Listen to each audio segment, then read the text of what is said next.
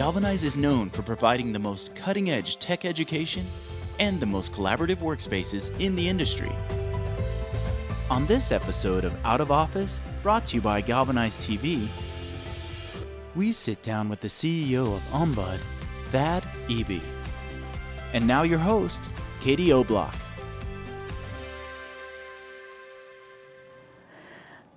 Hi, welcome to Out of Office. I'm Katie O'Block, your host, and I'm here today with Thad Eby of Ombud. Ombud is an intelligent content collaboration platform, which we'll talk about. We'll get there. But I want to talk a little bit more first about your background and kind of how you got to this spot, where Ombud came from, and then we'll talk about your passion for Colorado and all of that. It's good stuff about Denver and why we all like being here.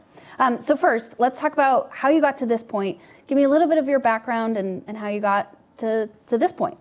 Yeah, well, I'm still trying to figure out what this point is. Yeah. So this is definitely, it's a point though, which I think is important.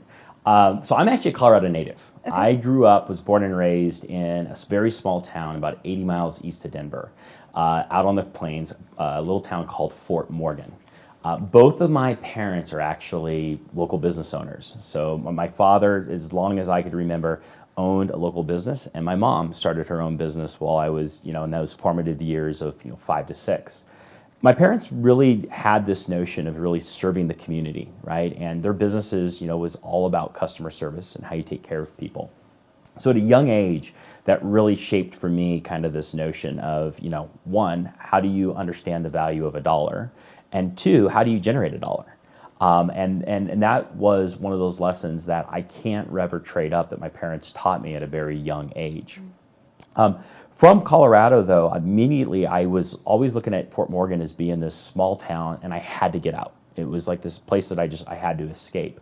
And rather than following where I think 90% of my graduating class went, which is to the state schools like CU or CSU, I was like, I've got to go as far as I can. And the farthest I could get was actually Kettering University, which is an engineering school in Flint, Michigan. I had no idea what I was going to get in store with Flint, but I was like, this will be interesting. And from there, I actually was able to spend cycles living both on one coast, which was Boston, and the other being San Francisco, and worked for a variety of companies. And ultimately, when I decided to start Ombud, it led me back to my roots, which was Colorado, and that's where I got to this point right now. I love that. Did you have the entrepreneurial spirit from the get-go, your parents both being business owners? So both my folks, actually having been both owners and kind of seeing it, they were very much focused. It's either you're going to have a job or you're going to work for us. Yeah. And you really don't want your parents as a boss, because you not only have to do what they tell you to do, but you also have to wake up the next morning knowing that they're going to remember what you didn't do the day before. So you're always like in this position where it's like there. So I'm like, I'm going to get a job. At the age of 11, I actually had my first paying job. I was working at an actual motorcycle shop, putting together motorcycles. I sold fireworks. Nice. I sold popcorn at a movie theater. I was an umpire for girls softball. I was horrible at it. I fired myself from that very fast.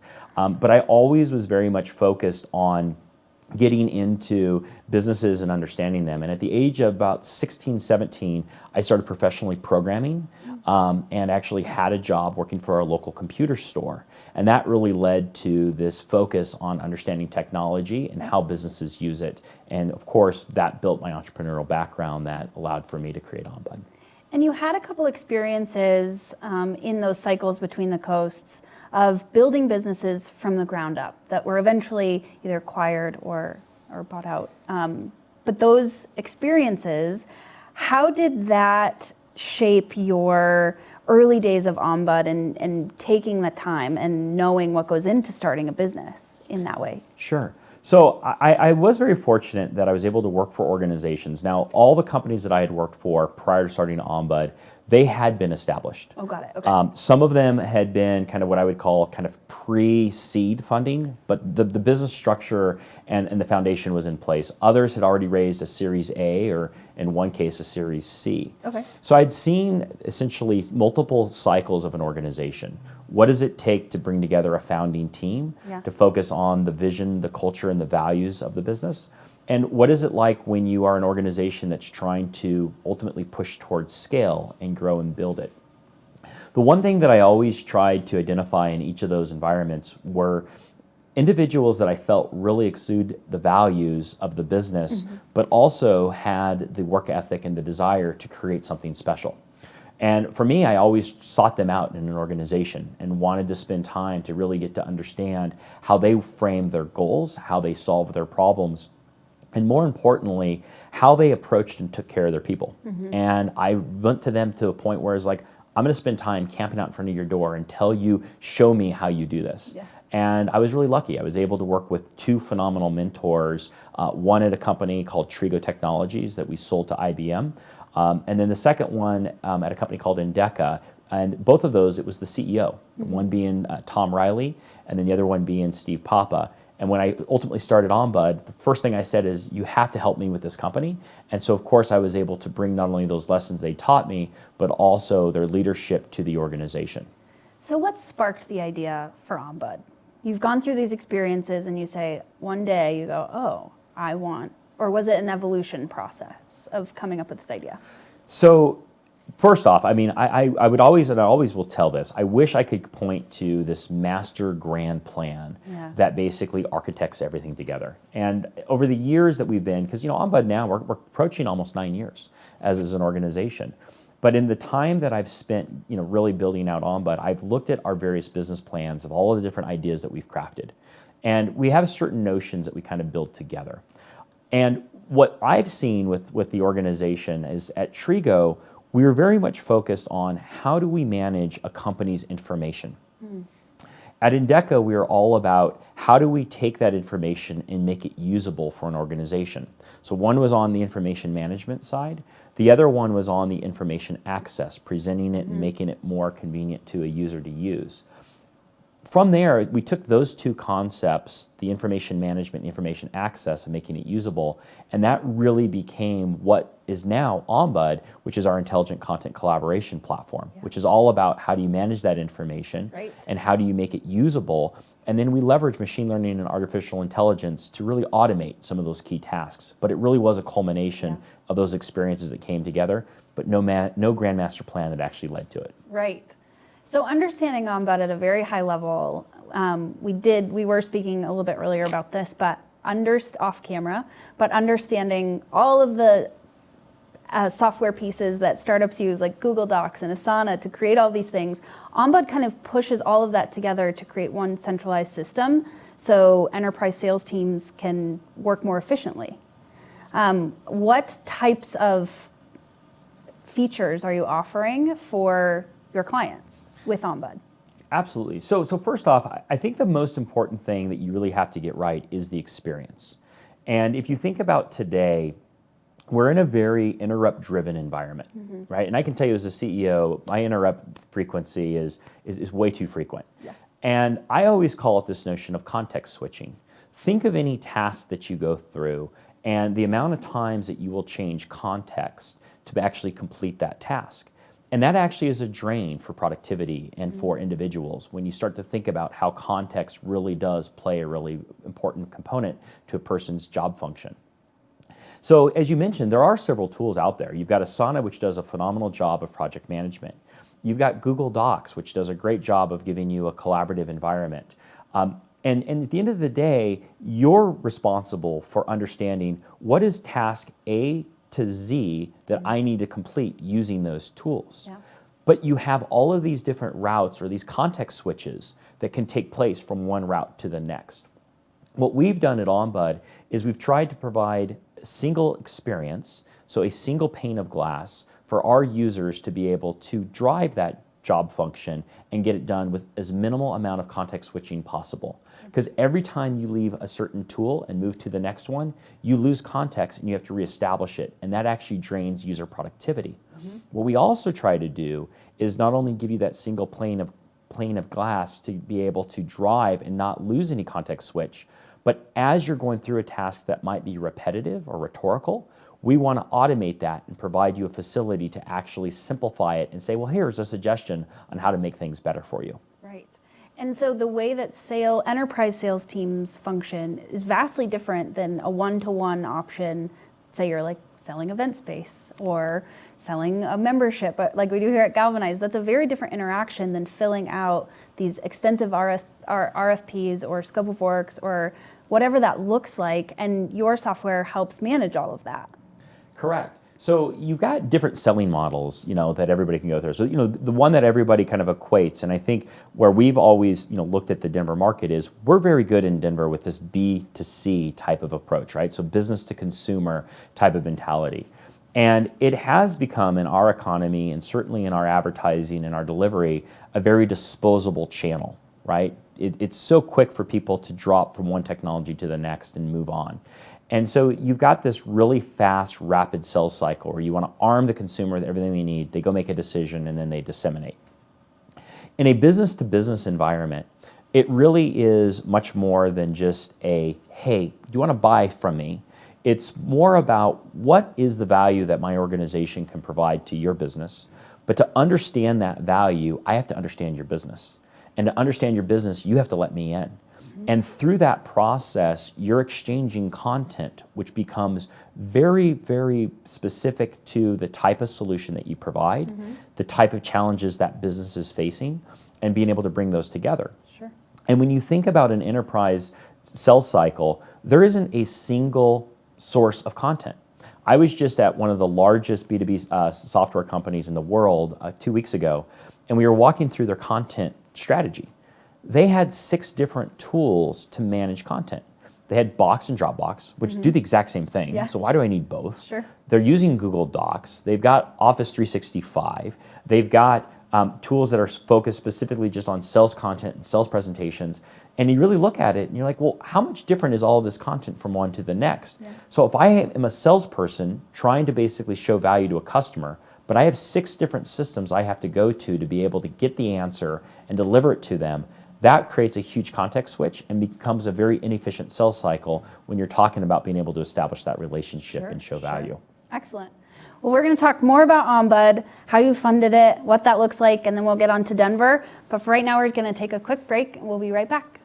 Employers rave about graduates of the remote program just as much as our on-site programs. Just like the in-person programs, the relationships you build with your fellow students are super strong.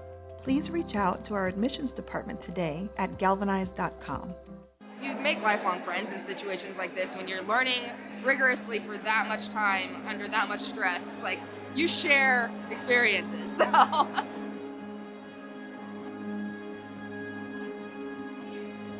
I could take this class several times over and still learn something new in each lecture. And I also knew this was a very challenging program, and I like to be challenged. I like to learn. I like to push myself. So it definitely was the best choice for me.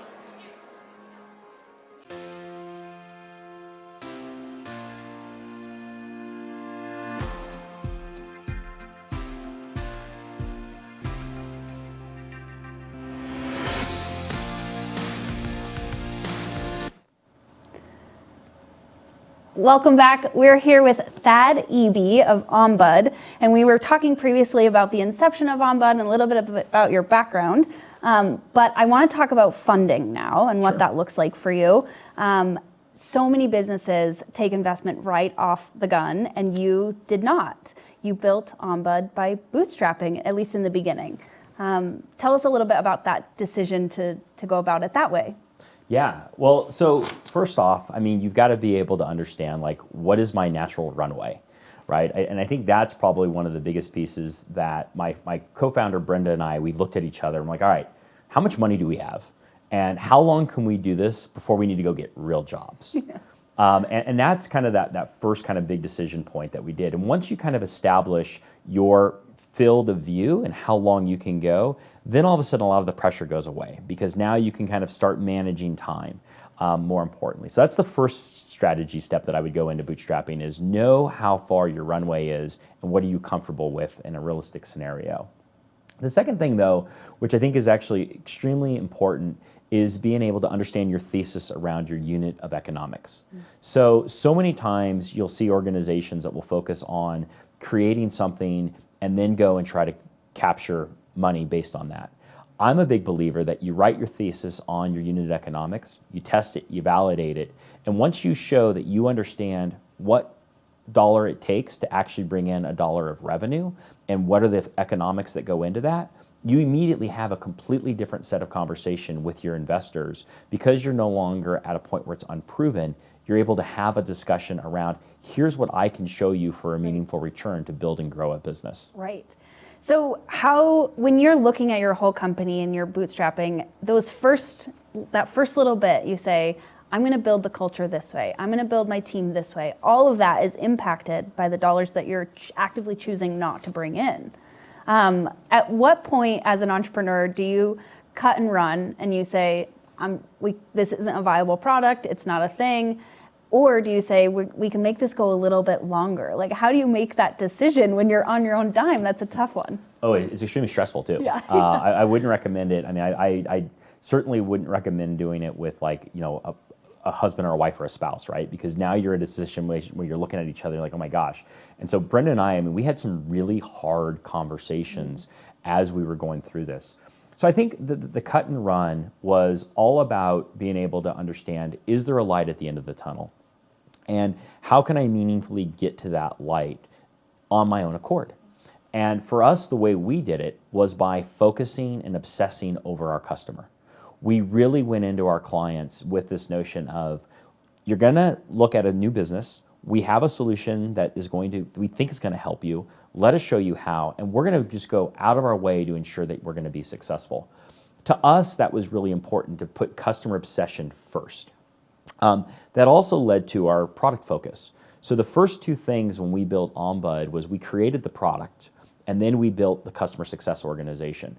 Sales and marketing lagged behind, and even today, we still have not established and built a viable go-to-market strategy because we've really focused on making sure that we have our core operating at the level that we want and it cares about it. Now, you asked the question, how does that influence culture? Yeah. So we look for individuals that first and foremost have our values. And I always thought, having worked for, a couple of startups at all, really what you do is you try to create big about, the 3 J's or the people who live and embody them. And so for us, we flew everybody to San Diego and we said, okay, looking across this team, this individual and this individual, and we made this massive list. And then we said, all right, do we see these attributes? And immediately became the culture value mission of all of our employees. I love that and what that means and what that looks like. So let's start with first in Denver and have your business operate out of. Sure. So I had experience, and so my plan was always to come back and move to the Bay Area and start, but then the bootstrapping thing came into play. And it's like, at the time, this was 2010, the economy in the Denver market was much different than it was today. And when I looked to Brenda and we kind of put this together, we said, look, we are from Colorado. We grew up here. Let's actually focus on creating a legacy and an ecosystem, a category defining ecosystem in the market that we grew up in. And that's actually what came to our premise. And we tried several locations. We spent some cycles up in northern Colorado in Fort Collins. We spent some cycles in Boulder. And we ultimately established Denver as our home base to be able to really create Ombud and get it to thrive.